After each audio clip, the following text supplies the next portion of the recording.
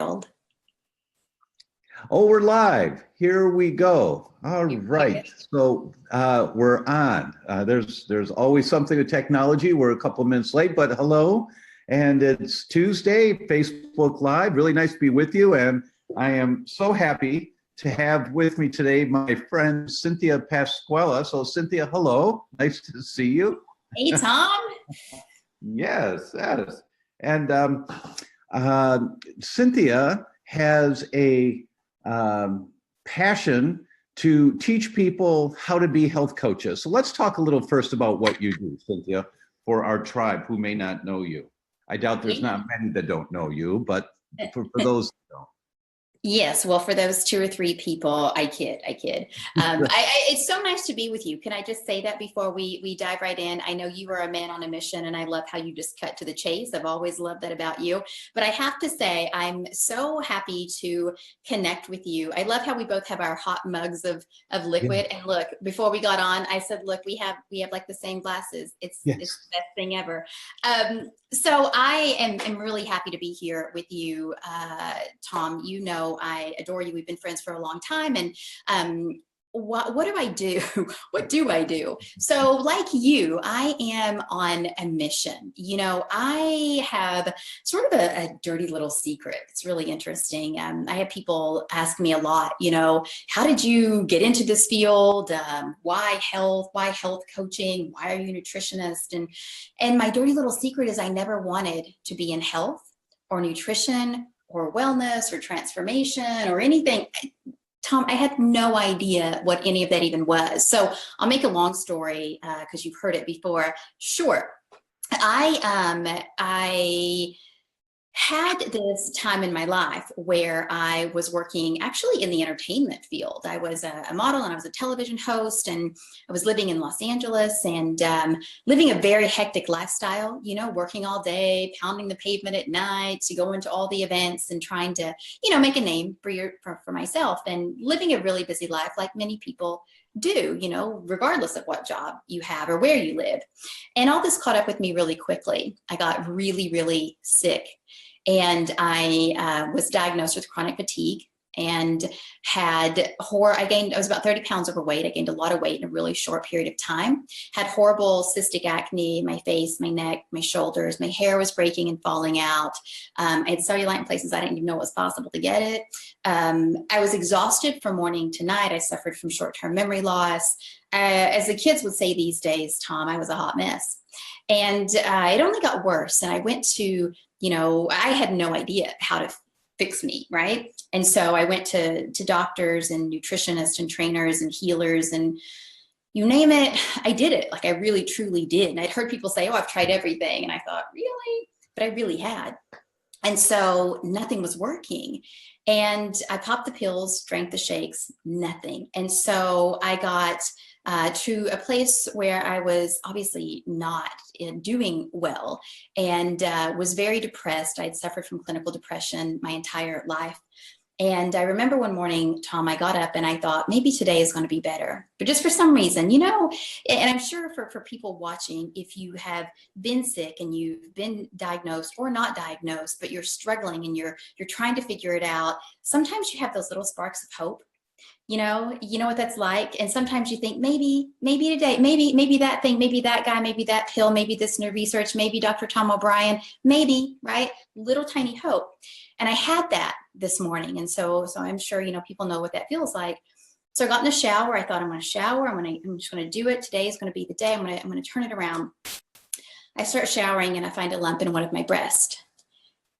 And then I find a lump in another one. And it's still all of these years, so hard to tell the story sometimes. So just bear with me. That was the moment that everything changed. And if you've ever seen those old television sets, I grew up with one. I was really tiny. You turn them off and it kind of gets darker until it's just this teeny tiny little white dot.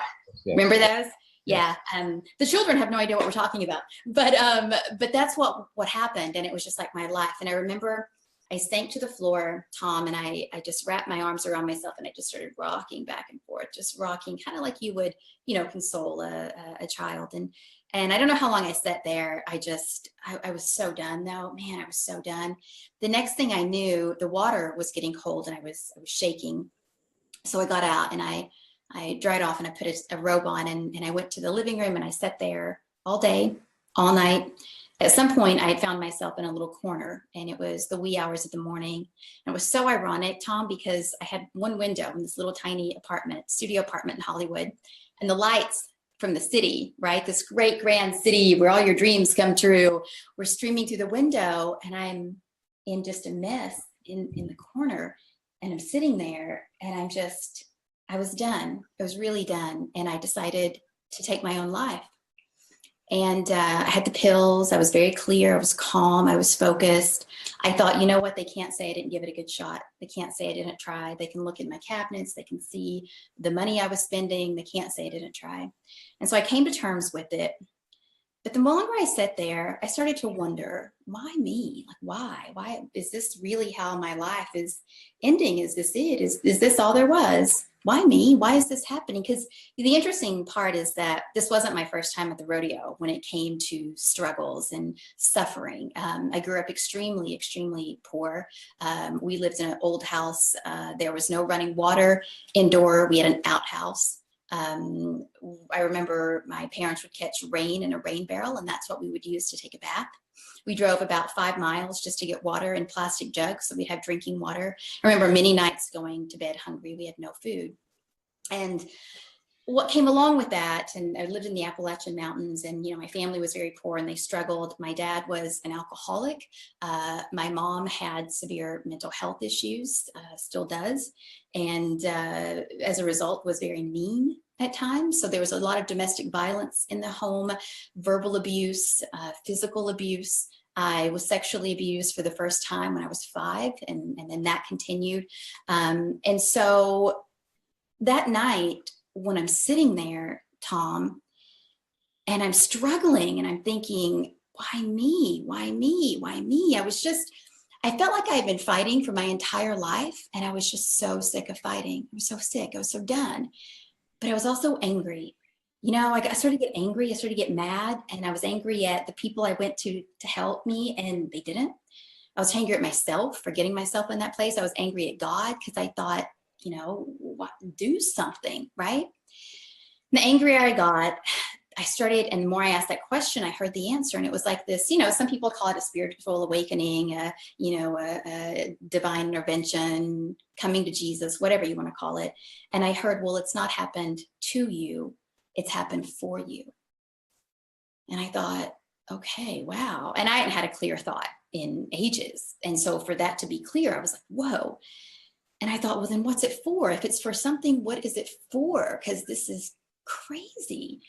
And I heard, again, this voice, it's for greatness. You're meant for greatness. Now, look, I grew up with my own family members saying, you're hopeless, you're worthless, you'll never be anything, you'll never do anything, you'll never amount to anyone. So for me to think I could do something great, it was just crazy. It was unheard of. So I thought, all right, I'll play this little reindeer game. I'm meant for greatness. Great. So how am I going to do that? But the longer I sat there, Tom, I really thought, maybe I could. Maybe I could do this. Maybe I could. And it was just like this whole inner awakening. And I just felt this energy that I'd never felt before. And I'm very type A. And I thought, well, maybe if no one else can save me, maybe I can. Maybe I can save me. And so that night, I made a pact with the universe, a deal with God, whatever you want to call it. And I said, one more shot, right? One more shot. And if you'll open the doors, I'll walk through them. And so I thought, well, if I'm going to heal my life and my body, I should figure out something about nutrition. I should try to figure out this whole health thing. And so I went to my computer and I started searching for how to become a nutritionist, how to become a nutrition coach. I had no idea what I was even looking for. And I found this program. It was a certification program, and I emailed them that night. It was about 4 a.m. at this point. And I enrolled the next day. I put it on 3 credit cards because I was completely broke, but I knew that I was investing in the only thing I had left to invest in, and that was me. And so I went through this program, and I'll cut this short because I know we have a lot to talk about. But long story short, I ended up learning about nutrition and how to heal my body, and the immune system and inflammation, and we're going to dive into that. But I started realizing there were still missing pieces, right? And I realized that the trauma and my mindset and all of the things that I'd gone through for all of those years were playing out in my physical health. And so I learned to address those. I realized that that voice inside was that came to me that night was something I'd been missing for such a long time. The spirituality factor, the connection with myself, with others, with the universe, with God, with the earth that we live on. And so I put all those things together and I called it transformational nutrition, because that's what it was for me. I healed my own health. The weight fell off. The lumps in my breast were fibrous, which years later brought me to my knees because my mom was diagnosed with breast cancer. So it felt like I dodged a speeding bullet. And so anyways, long story short, now what I do is I founded and run the Institute of Transformational Nutrition, where we certify health coaches in an area called personalized nutrition, because I believe that, for me, it is personal. It's very personal. And I believe that the people I went to that tried to help me did their best, but they couldn't personalize it to me, right? So, I grew up in the South, and I learned when you give, you get, right? When you learn, you teach. And so that's what I do now. We have the Institute of Transformational Nutrition. We certify health coaches in the area of personalized nutrition, in hopes that not one more person has to experience what I experienced, and that we can all have that personalized health, mind, body, and spirit. Well, that's just a remarkable story and very personal. And thank you so much for sharing it for everyone. And I hope that we all can be empowered by that the things we're up against as individuals, when we put them in perspective, we have a roof, we have food, we have all the basics, and then we have these issues in our lives that we let be right in the forefront, kind of overwhelm us. Well, this is a great example when you see that there's a higher good and there's a higher calling, how thousands and tens of thousands of people can be helped by that. So thank you so much for that, for sharing your story. Of course. Yes, that's really wonderful. Yeah. So let's talk a little about, people hear me talk a lot about inflammation. Let's talk a little about inflammation and how do you look at this, Cynthia? What do you think of when you think of the word inflammation? Yeah, well, it's tough, because on the one hand, inflammation can be a good thing, right? You have a cut, your immune system responds, and inflammation is how it heals. It's chronic inflammation that's the issue, right? And that's really where we have to focus. So it's tough, because I feel like most of us just look at inflammation and we see this horrible thing and we think, how can we get rid of it? And that's true. And it's not. It's kind of like gluten, right? And you and I have had this conversation so many times, and you've said, never ever have I said gluten is bad, but it's like two sides. There's two sides to that. And I feel the same with inflammation. Certainly there's a purpose, and certainly, any good thing can be too much. And that's what we get with chronic inflammation. I think that it is a very serious topic. I think that it's obviously getting a lot of attention now, thanks to people just like you and to your amazing series, Betrayal. I think that there's a lot of work to be done in this area and a lot of education to be had. And I also think that there are some things that we're not looking at when it comes to inflammation, and some factors that we're not considering. And so I really see it as a huge opportunity for people like you and people like myself. I very much consider myself an educator, to really sort through some of these big concepts with inflammation and truly bring people practical, actionable tips that can help them to not just understand it, but to control it. Does that make sense?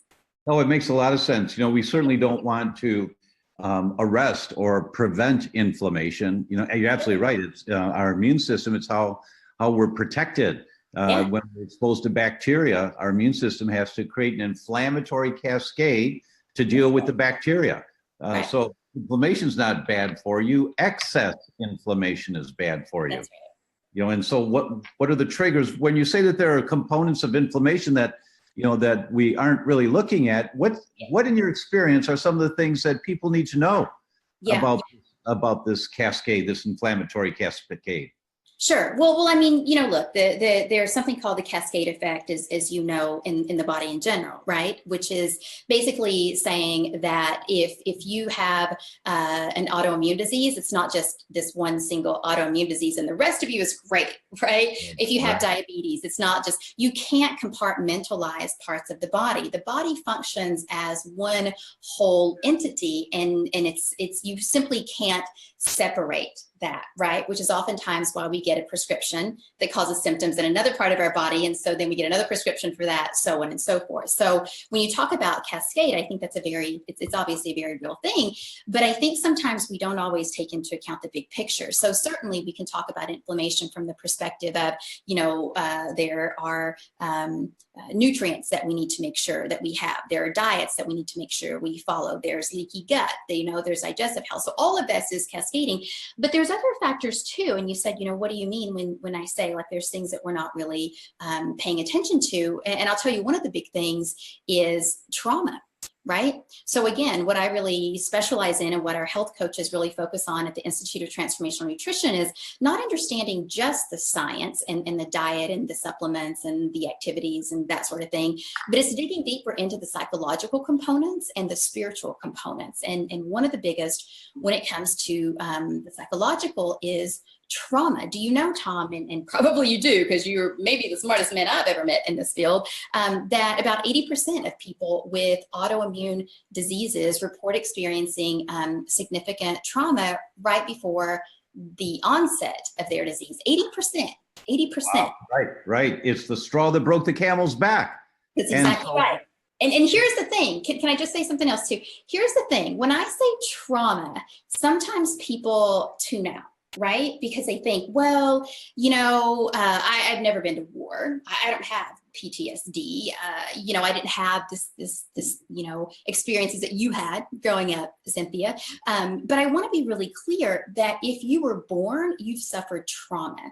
Birth in and of itself is a traumatic experience, right? It's like people are like, I have no trauma. And I'm like, well, then you're not alive because it's very true. And so a breakup could be very traumatic. The loss of a loved one, the loss of a pet who, are very much like our own children. That's huge. There's so many things that are very traumatic to us as humans that we tend to just sort of brush off and not take into account and not really realize the significance of. So I think that's a huge factor that we have to look at. And, not a lot of people are talking about that.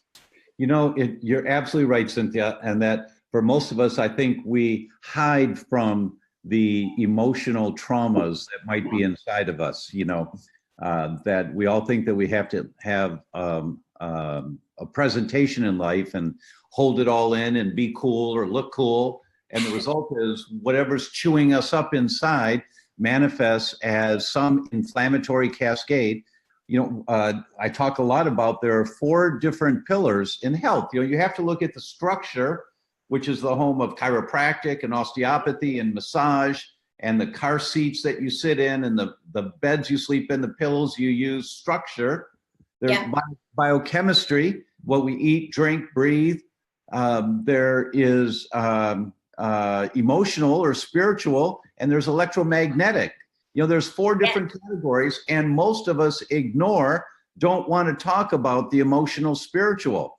And it may not be everyone's business that they need to know about what's traumatic for you as an individual, but you have to deal with it for yourself. You have to find a safe way, a safe mechanism to get in there and start wrestling with that imbalance that may be the trigger to the inflammation causing the chronic fatigue you've got, or causing the weight gain or the weight loss resistance that you have.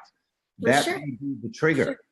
Yeah, but you're so right though. I feel like sometimes it's as if we say, if I had $1 for every time somebody said, just tell me what to eat. I don't want to talk about the trauma. I don't want to talk about the emotion. I don't want to talk about it. Just tell me what to eat. Just Right. right. And I know you get this too. Just tell me what to eat. What pill can I pop? What shake can I drink?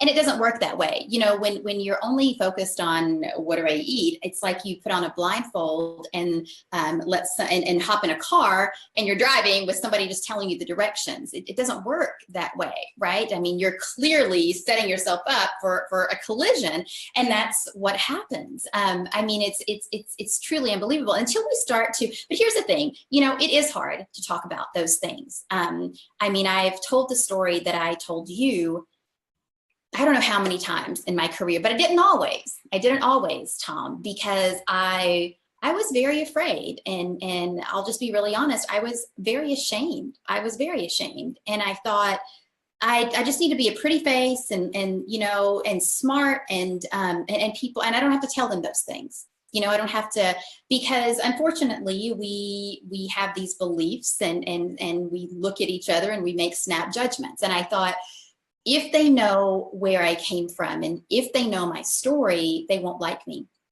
and they won't see me the same. And who am I? You know, like I would have no friends. And so I held that really close for a long time, and I didn't talk about it. I didn't. And somebody would say, well, why you're in health and nutrition? I would say, I just love it. I love it. I love food. I love cooking. You know, it was ridiculous. But it was really hard. And I started. I love the way you kind of do this. You do this. That's very cute. Very talkative with my hands. I talk with my yes, hands. That's right. Well, you know, it's the Italian in all of us. You just cannot get away from it. That must be what it is. Yeah, but it's true. And so I didn't talk about it, you know, and I started baby stepping. But I remember the first time I talked about it and shared a little bit of my story, you know what the other person said? Can I just tell you? Please. Me too. I had the same experience growing up, Cynthia. I was shocked, Tom. I thought, you need to stop, because I know you're not serious. They were serious. And you know what? When you start sharing your story, you'll be shocked at the number of people who say to you, me too. And what we're all waiting for is that liberation from each other. And if you talk about it and I talk about it and everybody out there talks about it, we're not going to feel the shame. We're not going to feel so alone. We're not going to feel the pain that brings with it. You know what we're going to do? We're going to start owning our story. We're going to start embodying our story. We're going to start letting go of the stress and the shame of trying to keep it hidden away that leads to stress and inflammation. And we're going to let it go. And instead, that is going to propel us forward, and it's going to become our greatest power. In fact, it is your superpower. If you can really own the story, own the truth of who you are, everything in your life will shift. Oh, absolutely, absolutely. You know, and the people who don't like what you have to say, they kind of disappear from your life, which is a very healthy thing. It's a blessing. It's a blessing. It's a blessing, and it makes room for people to come into your life who can take you where you are and just support you in going to where you're going. You know, yes, to the next step. Yes. But I mean, think about it. I mean, just think about it for a second. And because I thought about it. And again, it's not easy. I still get a little choked up at times telling my story. It was, for some reason, really hard for me to share that with you today. And I don't know why. I've known you for a long time. I don't know. But still, you know, and I don't know. It's like all this trauma, and it presents itself in different ways. But I think, you know, once we find a way to start opening up, baby step our way there, it's that everything shifts. But here's the other thing I wanted to say. If you're not doing that, aren't you kind of living a lie? I don't know. Are you? Aren't you? I thought about that a lot, Tom, because I did lose friends. You know, I did. And I lost friends when I didn't have the energy or the ability to go out and party all night either. You know, I lost friends then too. Sure. And clearly they're not friends, but aren't we sort of living lies? Aren't we just like trying to pretend to be someone? And those people are only in our lives because of who they think we are. And so we're having to put on an act. So we're lying to them and to ourselves. Like I've had clients, health coaching clients, to say, well, if I tell them the truth of who I am, he'll leave. He won't love me. He doesn't love you anyway. He loves the idea of who you're pretending to be. Do you understand? Give them the opportunity to love you for who you are. And if they don't, it's okay. It's okay. Right. Somebody will, right? Yeah. Exactly right. So I'm going to take a moment here and say hello to John from London. Hi, John, and Cora in Seattle, and Kim saying she's had some problems. Well, Kim, this is recorded. You'll be able to get to it again once you get your problems fixed. Suzanne in Toledo, and Claire in New Zealand. So to all of you around the world, thank you so much for joining. I could go on and on and on, but just to let you know, thank you. I see you on my phone, and thanks so much for your kind messages. Cynthia, this is such an important topic that you're talking about, and that is being authentic in who you are. And the topic today that we're talking about, inflammation, and about the emotional or the spiritual side of our health, and how that's such a suppressed topic for most of us. We don't want to go there. Tell me what nutrition to take. Tell me what drug to take, doctor, for this symptom. I don't want to hear about what's in my head. It's got nothing to do with my arthritis. Oh, really? Yeah. Really? You wake up in the morning and get out of bed and you can hardly walk, and you don't think there's a correlation with not wanting to face the day? Yeah. Really? Yeah. And what you'll find out as you start diving into this in a safe environment, whatever you define as a safe environment, maybe it's just journaling, and you're afraid someone's going to read your journal, so you write it and then you burn it. That's right. Yes. It doesn't matter. You know, the idea is to get it out of your head. You know, I read the story of Abraham Lincoln during the war, where his generals were fighting amongst each other, and they'd come to him separately and they'd badmouth one of the other generals. So he put some generals in the room and he said, now, you've been talking bad about some guys, and you've been talking bad about some guys in this room. I want you all to write a letter to the general that you respect the least. Write the letter right now. Wow. I want to see the letter. Don't hold back. Right. And then so they write the letter, and then he took them and he just burned them up. He said, all right, now let's get back to work. Right. So the idea. Powerful. Exactly. The idea of just getting it out of your head, everyone. Just the idea of journaling is so powerful. And if you're afraid someone's going to read about your secret life that you don't want the world to know about, burn it. Yeah. Burn it. And look, it's easy for me. I won't put this on you. I'll own my own stuff. It's easy for me to sit here and tell my story, but I've told it 1,000 times. It wasn't easy in the beginning, right? I didn't open up about my sexual abuse until I was in my late 20s. I was almost 30 actually before I said the first thing about it. I wasn't ready to talk about that. Nobody needs to know that. That was my stuff. And it's so hard and so shameful to talk about. You know, I've been depressed and suicidal for a long time. I never talked about that either. But the more I talked about it, the easier it got. But you baby step, right? I had a hard time growing up. That's all you got to say. And you don't even have to say that to anyone except for you, as you said, Tom. I love that. You know, there's this new, it's a relatively new area of study that's emerged in the last several years. And I know you know it. It's called psychoneuroimmunology, or PNI for short, if that's too long to remember, because it's pretty intense. But basically, researchers are looking into the psychological components or root causes of dis-ease. And really what this is it's a study of how the mind interacts with the immune system.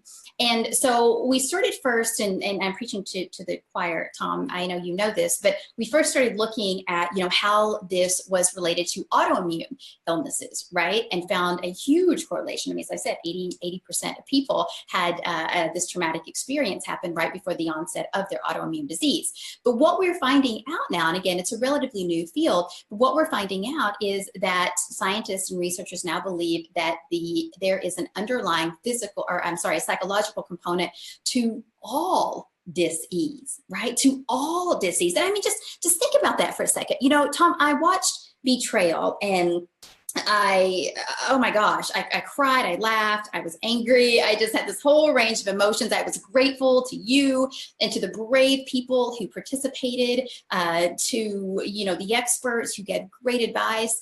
But I was just watching this and I was realizing, you know, the psychological component, even though we don't talk about it, it comes out, and it came out of the stories of those people. You know, the people that were suffering from all of these illnesses would say, you know, people thought I was making it up. They thought I was making it up. They thought I was a hypochondriac, and I kept going to doctors, and then the family members get tired of it, right? Because they've heard the story, and are you making it up? Are you crazy? And so crazy. There's this psychological impact. So now what we're talking about is we have a psychological impact that very well could be the root cause or a root cause of the inflammation and autoimmune issues in the first place. Then we have the traumatic impact and the psychological impacts of, after having this illness or this disease, of being told that it's not real, that we're making it up, that no one can find a cause. And so it's traumatic all over again. Did you see what I'm saying? Oh my goodness, yes. In a survey from the American Autoimmune and Related Disease Association, they surveyed general practitioners, and what they found was that 58% of the people who were eventually diagnosed with an autoimmune disease were told it was in their head. It was all in their head, that there was nothing wrong with them, because the doctors look with blinders. That's and right. they can't see with a bigger picture. So they tell people it's all in your head, which would make me upset. It would make me frustrated and walk out of that office and say, it's not in my head. I don't feel well. There's something wrong. So It's crazy, but you're right. So autoimmune diseases, as you know, are often diagnosed through differential diagnosis, right? So what that means is that we basically go through every factor and we rule everything out until there's absolutely nothing left, and they still don't know what's going on. And then they say, it must be autoimmune disease. Do you know that on average, it takes 4 years and $50,000 to do that process of differential diagnosis? yes. That's crazy, Tom. Yes. It's mind-blowing to me, and we're still missing some of these main triggers, right, of the trauma, of the spiritual disconnection. And I'm not necessarily talking about anything religious here, although it could be your connection to God or another higher power or deity. That's fine. It could be your connection to just the planet, the world, the other people in it. Take a look around. It is a tough place right now. Your relationships with your spouses, with your children, with your coworkers, right? These are all super critical. I always have this thing. I always say to our health coaches at ITM, I always say, if you want to know how someone's health is, ask them about their relationship. It's a really quick way to find out how they're doing, right? Because it's a direct reflection, your relationships with yourself, with others, with your environment, with God. It's a direct correlation to your health and well-being. It's really interesting, but again, overlooked, and we don't want to talk about it. Well, it's a critically important concept. Cynthia, if there were a question or a couple of questions that people could ask themselves in the privacy of their own minds, as to the health of their spiritual and psychological well-being, what would you suggest those questions be? What might they look at inside of them to see if this is an area that they should look at? Yeah, so that's such a great question. So I just want to make a little note before I forget what I want to say. I'll tell you two things. I'll tell you one big thing. So here's what I like to do, because when you start sitting people down and you say, look, this could be caused from a traumatic event. This could have a huge psychological factor that we're not thinking about. There could be a huge spiritual factor, and psychological and spiritual are very different things. Just so we're clear, we talk about them together, but they're very, very different. So here's what I like to do, Tom. You will often go through your life and something will trigger you. Right? Now, this may not happen to you, Tom, because you're amazing and such a good man. No, I'm kidding. I've actually seen this happen to you. I've seen this happen to you. And if you're okay with me sharing it, I'll share. Yes. But it triggers you, and you get angry and you get frustrated, and you're just so mad at this other person or this other thing. And I've seen you do it with gluten. I've seen you do it with, we were together, remember, I think we were having lunch or dinner, and the gluten bread came out and they said it wasn't. And it was also vegan free. Do you remember that? Yeah, three times it happened, twice in the same restaurant, once, and then 3 months later in the same restaurant again, to you and I sitting together. Right? Unbelievable. So Tom says, I'm going to take you down and Cynthia's going to help me. And I was like, wait, okay, yeah, we're in it. Let's do it. But it triggers you. But why, right? Because here's what happens. Oftentimes, or you see people being a certain way and it drives you crazy, right? Drives you crazy. Oftentimes, hear me, take a deep breath. Oftentimes, that's a mirror for you. And what it's reflecting back to you are the things that you don't like about yourself. But it's really hard to own them. It's really hard to own them. Way easier to say, look at that, right? Look at that person who cut me off in traffic, like that idiot. What are they? Maybe you do that all the time. Or is someone being judgmental or acting a certain way or whatever? It could be anything, right? Serving gluten, right? Whatever the case might be, it's a mirror, right? So here's what I would encourage you to do. Instead of just going through this whole psychological analysis, you don't have to do that. What you do have to start doing is being aware. Awareness is the very first step to change, okay? So be aware of your feelings, be aware of your mindset, be aware of your thoughts, and be aware of your emotions, right? So, and feelings and emotions are two different things. So when somebody says something and it offends you, when you see somebody doing something and it offends you, I see people eating things and it offends me. I get so upset. I want to go, I have a hard time going to the grocery store because I want to go empty people's carts out. I'm the same way. I'm exactly the same way. I'm standing in line to check out and I see the person in front of me or behind me. They've got all this crap in their shopping cart. They've got a little kid there and the kid's got dark circles under his eyes and he's got carrying a little extra weight. And you know that mom is just giving him this food and not necessarily wanting to give bad food, but they just don't know. They just don't know. Yeah, of course. And that's the thing, you know, it's like, but here's the thing, I'll tell you, and I'll admit this, and I'm not proud to admit it, but I'm going to share it. I remember very clearly seeing the situation. It just triggered this. And see, this is what happens when you become aware. Once you know, you can't unknow. But I remember, Tom, I was at the grocery store and I saw this mom, and she was getting pizza for her kid. And I was just like, oh my gosh, you know. And I get on, we climb up on my high horse, you know, and I'm so upset, you know. I'm just, I want to go say something, and I'm just so frustrated. And here's what I did. I played what I call the I wonder game. And this is the second part that I wanted to share with you. I wonder why I'm so upset. I wonder why I'm so angry. And one is that I'm passionate about health, and especially the health of our children and our next generation. That is one thing, and that's a whole other show. So I won't get started on that. But the other thing, because I knew that logically, but I was feeling it, Tom. I felt it emotionally, and I thought, I wonder why I'm so upset with this woman. Like, she's a mom, she's a woman, she's doing the best she can, just like I am. Why am I so upset?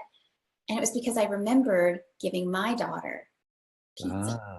And I remember it not being a vegan free, wasn't vegan or gluten free. And it was a pinch, and I did it, and I was like, that's why. It was a direct reflection of me, right? And then here comes the compassion. I just wanted to go hug her, like a big bear hug where you put your leg up on them, you know, which was so appropriate in the grocery store, I know. But yeah, but it's like you start to dig deeper and you start to understand, and then you go even deeper. I wonder why it upsets me. Like, is one slice of pizza going to completely throw my kid off the rails forever, you know? And is she going to be overweight and have diabetes for one slice? No, she's probably not. So I wonder why it's affecting me. See, this is the second part. When you're triggered by those emotions, you're triggered by those feelings, you have those nasty thoughts, you have those self-deprecating thoughts, the gremlins are in your head, you can't, you won't, you'll never, right? Those things. I wonder why I think that. I wonder why I feel that. I wonder where this feeling is coming from. So I wonder, play the I wonder game, right? So as you go deeper, and as I went deeper, I was thinking, I wonder why. It's clearly not gonna, this one thing isn't gonna clearly be such a thing. It's because of my mother. And it's because that's very powerful. My mother fed me, Tom, and it was me not wanting to be that. Yes. And I fought against that so hard in my life. And I thought, that's why. It had nothing to do with that woman. That poor woman was doing the best she could. It had everything to do with me, you see. Yeah, very powerful. Very, very powerful. You know, as you were saying that, you were saying, I wonder. We both live a few hours away from each other in California. And so the song came up, you know, the old California, I wonder, I wonder, right? You know, so that's a great song. in our own minds, in that moment, if we can hear ourselves, or if we can see ourselves and then wonder, I wonder why I'm reacting like this. I wonder. And then when you ask that question, scratch your head, you know, like when you ask that question, I wonder why I'm reacting like this. Yeah. Remember that there's a difference between a reaction, which is an automatic defense mechanism. That's right. And a response. Yes.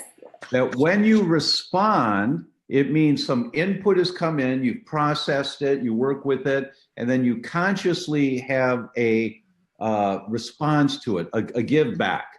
But when you react, a reaction is an automatic safety mechanism, a defense mechanism. That's right. That's right. So if you can catch yourself wondering, I wonder why, Yeah. that can be the pathway for a response instead of a reaction. That's right. That's right. I call that the white space of opportunity. White space of opportunity. That's what you're talking about. So here's what I mean by that. You're so right. I love that you said this. This is why I'm completely in love with you. It's crazy. I can't stand it. But you know that, and our spouses know that, and we're all good. But seriously, it's true. It's that white space of opportunity, because you have an opportunity in every moment, right, to choose. And so when you get that feeling and you start saying, I wonder, that's not easy at first. It's really not. And I'll be so honest about that. Like, I know I can sit here and talk about it like, well, you just wonder. You just play the I wonder game. You'll be fine. But it's obviously bigger than that, right? And it's not that easy. But here's what happens. So now if you're hearing this, you know it, right? So the next time you're feeling those things, you're going to be aware, because you can't unknow it, right? Which is a great thing about Facebook Live, and you listen in, you just get caught in the net. But so now you're going to be aware of it. And now you're going to start thinking. And what happens is, the more you're aware, the more you stop yourself, the more you play the I wonder, that space between that either responding or reacting. So you have the action or the stimulus, and then you have the reaction or the response, right? And the more you become aware of that, and the more you play the I wonder game, you start to give you more time. Right? The time between the action and the response, the stimulus and the reaction, it starts to get wider, right? So now you have more of an opportunity, more time to choose. You have more white space to really digest what's going on. And that's when you'll start to, and this happens, it takes different lengths of time for different people, but when you have that, that's when you're going to really start to unravel those psychological things, those psychological triggers, those spiritual triggers, right? And that's when you'll start to understand the root cause of where these things are coming from. And when you do that, that's great, because then once you know, you can find ways to overcome them, right? You know, that's very powerful, Cynthia. I'm reminded, I did a program back in 1975 with my wife. It was called EST. And it was a weekend course, and actually it was 2 weekend courses together. And one of the things that I learned out of that is that when I look back at an action that I've done, I say, oh, I shouldn't have done that last week. Why in the heck did I ever say that to that person? That wasn't very kind at all. Yeah. The next time that happens, I may have this same thought process 2 days afterwards instead of a week afterwards. And I say, oh, I shouldn't have done that. Why did I do that? And if I really inquire and ask the question, my mind starts dealing with it in the privacy of my own thoughts, and I may come up with some answers. The next time I do that same kind of action, maybe 6 hours later, instead of 2 days later, I say, I shouldn't have done that. And then the next time it happens, maybe it's an hour later instead of 6 hours later. And the next time it happens, maybe it's 5 minutes after it happens instead of 6 hours later. And then the next time it happens, it's 1 minute. You say, oh, I'm sorry. I really didn't mean what I said a minute ago. And then the next time it happens, you catch the thought before the reaction goes to the muscles of my tongue. And if I can catch the thought there, I can stop it. Well, this whole happy dance for you. Yes. But it's a whole process of developing a skill set that at first you're historic with it. Oh, I shouldn't have done that yesterday or last week or 6 hours ago or an hour ago. It's historic, but eventually you catch it in real time. And when you catch it in real time, you don't do the things that you might consider, well, I'm not going to do that stupid response this time. You know, I'm going to catch myself now, right? So it's so true. It's so true. I love that you shared that. You know what it's like? It's just like, it's no different than if you were to start playing a new sport that you'd never played before, right? Like the Olympics are on right now. I can't do that stuff. I cannot do that. Do you know what I would feel like and how it would be if I tried to, like, I can't even ski. I can roll down a hill really well. like so embarrassing, Todd. So embarrassing. But then, and I don't know about you, but I don't like to do things that I don't know how to do. Do you have that? Is that just me? Well, no, I also don't like to do things I don't know how to do. And if I want to do it for some reason, then I'll accept that at first I'm going to be clumsy, and then eventually I'll develop a skill set for it. But that's hard. It's hard It to is. be like, It is. I'm just going to accept that I'm not very good at this. Like, I find that hard. I won't just put that out there, but I find that to be difficult. And so what you're saying is so right on. Like, amen, hallelujah. It's so right on.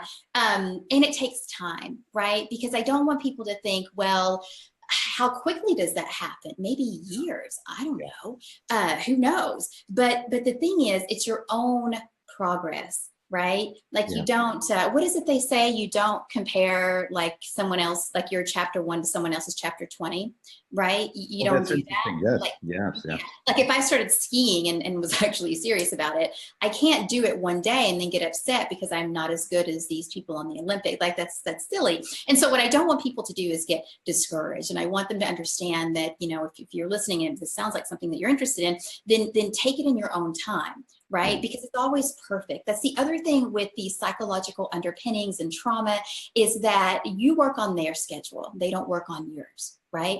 And these things unravel as they unravel, and you just have to trust that process.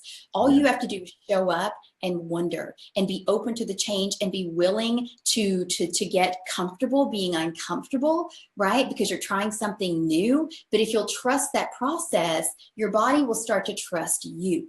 Right? And you'll start to hear more and feel and open and heal, right? Yes, exactly right. Awesome. You know, some people have heard me say that there's a word, a Tibetan word that I'm quite familiar with. It's called Maitri. I think I pronounced that correctly. Maitri, Maitri. And it means loving kindness and an unconditional friendship with one's self. Unconditional friendship with yourself. Say it again. That sounds so good. Loving kindness and an unconditional friendship with one's self. So being friends with yourself and understanding that you are developing a skill to better address that particular energy coming at you so that you don't react as much as respond, and being kind to yourself in the process and not expecting that you're going to do it as a pro, but rather that we all make mistakes. You know, we all stumble. Well, pick yourself up, get back up and get back in the game, you know, and just be kind and know that it takes time. Yeah. Yeah. And that's where we cross over into spirituality, right? What we're talking about, it's that relationship with yourself, right? So the psychological is one thing, this relationship and really when I say spirituality, because I know that's a confusing term for people, what I'm really talking about here is connection. It's about relationship, right? Yeah. And so things like social support system. And it's interesting because, you know, social support is a huge factor, especially in inflammation, stress, and autoimmune illnesses. And yet, what do? We hop on social media networks, right? But we don't go out and meet people because why would we? It's right here. I'm on Facebook, I'm on Instagram, right? And so we're longing for that connection. We're so disconnected. Connection is a food. It's another source of nutrients. You know, I'm always asking, what are you really hungry for? And we're fed not just through food, but through our connection. And one of those connections, as you were saying, is our connection with ourselves. So if you look at spirituality, there's personal spirituality, and we share this at ITN. There's personal spirituality, which is just what you were saying, that personal relationship with yourself, right? Which has to be so key. Think about that for a second, though. Most of us don't like ourselves. We just don't. We don't, people say love yourself. Really? I don't even like myself. As a matter of fact, I might hate myself, right? So that's a very powerful acknowledgement. It takes a lot of courage to acknowledge that in the inner circles of your own thinking process. It takes a lot of courage to acknowledge that. Yeah, and good for you if you do that, because how brave are you to acknowledge that relationship with yourself, right? It's one thing to acknowledge it with someone else. I can get away from this person. I can leave that relationship, but it's with me, right? I can't just walk away. I can't just put, block their number or not text them back or whatever the kids do these days. Can't do that. It's with me. So there's personal spirituality, then there's communal spirituality. Okay, and so here we're talking about relationships with, like you with your wife, or me with my husband, or our friends, like connection that you you know, coworkers or whatever the case might be. So friends in real life, not just the ones on Facebook, that's communal spirituality. And then there's environmental spirituality, right? Which is where we really look at the earth, the planet that we live on, and the energetic frequencies, you know, that just flow through it, and the fact that we're alive, and we respect that, and we have a connection with that. We have a connection with the air that we breathe. We have a connection with the sun that comes through, giving us some good vitamin D, right? And heat and warmth and photosynthesis. So we have a relationship with that, and a God, a higher power, right? So there's three different areas really of spirituality that we're talking about here, and they're all super, super important, and we neglect them a lot of the time. You know, you bring up such good points. One of the things that most of us may not be doing on a conscious level is get outside and walk on the earth, not on the concrete. Get out in the parks, get in the fields, go out for a drive in the country. Marzi and I were blessed. We just spent the weekend, this last weekend, in Venice. And it's the Carnival, you know, so I wanted to, you know, the real Venice. You're in Italy, right? Like if I was in California, I'm thinking Venice, like in Los Angeles. You're in the real Venice, you know, and everyone's dressed up in these elaborate gowns and costumes. Well, they're way beyond costumes. These people are very serious about it. But so we spent the weekend in Venice, and I didn't see 20 trees in that entire city. And I'm not exaggerating, that it's all concrete and waterways, and it's been there for hundreds and hundreds and hundreds of years. There's no open space. And after we were walking around on the first day, towards the end of the first day, just walking around, I said, you know, this is very condensed. Everything is condensed, everything's tight, you know, and there's no room here. So when we left on Sunday, we're driving out of town, I just saw myself go, there's fields again, you know, look, there's vineyards over there. And, you know, that we have to get out on the earth. We have to be out walking in the fields, walking in the parks. Please make sure, everyone, to do that. You know, Cynthia, I try to keep these to 30 minutes to keep people. We didn't do a very good job today. we could go on and on and on. So I'm just going to summarize a little bit. All right. This topic of inflammation, and we dove right into the emotional or spiritual side of inflammation and about being friends with ourselves. That's such a critical component to healing from any dis-ease that we may have, whether it's been diagnosed or not. That the more that we can put attention on our own well-being and be kind to ourselves, just from a spiritual perspective, or as you said, to like ourselves, that goes a long, long way to take us from our own version of sitting in the shower on the floor, and we drain the hot water tank so it's getting cold, and you get up and decide, you know, that's it, I'm done with this life. And we go from there all the way to where you are now, impacting on tens of thousands of people on a regular basis. That we all can do that. And thank you so much for sharing that, you know, for sharing your story and your ideas with us here today. Yeah, of course. It's such a pleasure, you know, and I think, you know, just to add one more thing, it's like, you know, we talk about liking ourselves and loving ourselves. And I get that a lot of us can't love ourselves. I couldn't either. I didn't like myself. You don't even have to. All you need to do is get to know yourself. Right. Yeah. We talk about a lot about transformation. I mean, I named my company after transformation. Krishnamurti had a great quote, and I'll maybe wrap up with this. He said, when you begin to understand what you are, without trying to change it, what you are undergoes a transformation. You see? So when you begin to understand what you are without trying to change it, then what you are undergoes a transformation. What he's saying is that you don't have to try to change. You don't have to try to love yourself. You don't have to try to like yourself. You just have to understand who you are and why you are who you are. Because when you understand that, the transformation happens. And the beautiful part is, Tom, you don't have like the biggest loser syndrome and transform into someone else, right? Or some better version of you, which is ridiculous. You transform into who you've always been. Maybe you just forgot about it, right? But that person you've always been, just like me on the floor that night, is meant for greatness. You're meant for optimal health and longevity and happiness and everything that this gift, that this world has to offer. You were born worthy, and greatness is your birthright. Just get to understand who you are without. Amen, sister. High five on that one. High five on that. Yeah. And high five to all of you out there. Lift your hand up. Lift your hand. Give us a high five. five. All of us. Bring it in. Bring it in. Cynthia, thank you so very much. It's really a joy to be with you. Thank you so much. Always a pleasure, Tom. Thank you. Yes. All right, everyone. See you next week. Bye, everyone.